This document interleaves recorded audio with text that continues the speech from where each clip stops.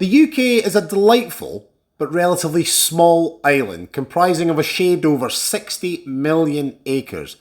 But who really owns it? Well, the top 10 landowners here in the UK control a shade over 10% of the entire country. So, let's find out who they are. In at number 10 is the Duke of Westminster with 140,000 acres. His real name is Hugh Richard Louis Grosvenor, and he's the 7th Duke of Westminster, and he actually took over the title and estate following the death of his father when he was just 25 years old.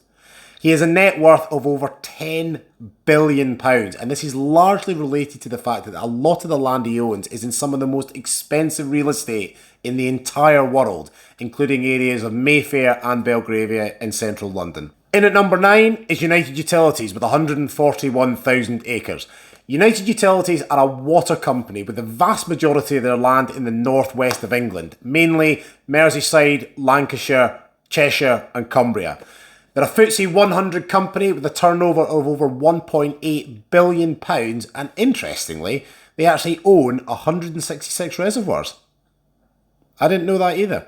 In at number 8 is the Duke of Atholl's Trust with 145,000 acres. Now, the Duke of Atholl's Trust is actually quite an interesting one because it's a title in the peerage of Scotland, and it is always held by the head of Clan Murray, which is currently this guy, Bruce John Robert Murray. Interestingly though, as I found out, he's actually born and lives in South Africa. In at number 7 is Anders Holch Povlsen with a shade over 218,000 acres. Now, this guy's actually really interesting because he is now the largest private landowner in the entire UK. He started out as a retail entrepreneur and he holds shares in ASOS, and he's now got a net worth of over £11 billion. He started buying up huge swathes of land here in Scotland because he wants to do a lot of rewilding projects apparently. In at number 6 we have the Duke of Buccleuch with 280,000 acres. Now, this is someone I actually know quite well, and by saying I know them quite well, I know them. They definitely don't know me. And I know them in the context that we actually used to rent both of our farms in southwest Scotland off of the Duke of Buccleuch. Currently the 10th Duke of Buccleuch, and his real name is Richard Scott.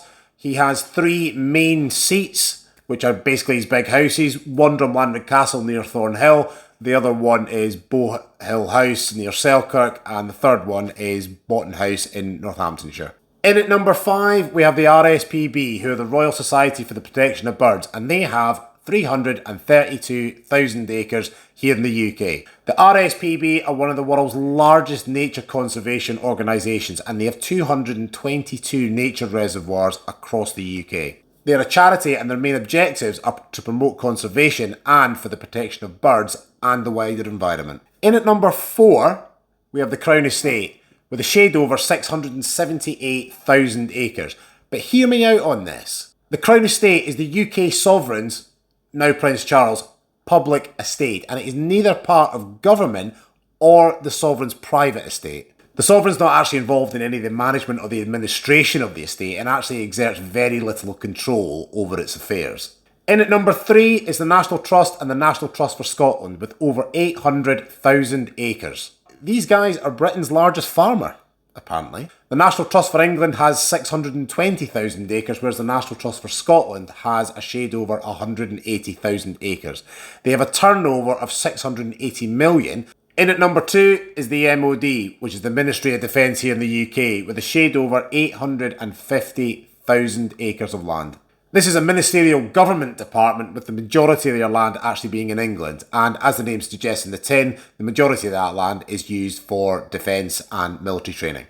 And in at number 1 by a country mile is the Forestry Commission, which has over 2.2 million acres of land here in the UK. So there we have it, Britain's largest landowner. It's probably not who you thought it was either. The Forestry Commission is a non-ministerial government department here in the UK, and their role really is to promote, maintain and manage UK woodland. Now, looking at that list of the top 10, it's not actually that bad. And by that, I mean that the top 5 are companies or government departments that are really looking out for the interests of UK land and the people that live within the UK. It could be a lot worse. A lot of the land could be in the hands of some Russian oligarch or Arabian prince, but it's not. And I think that's quite a good thing.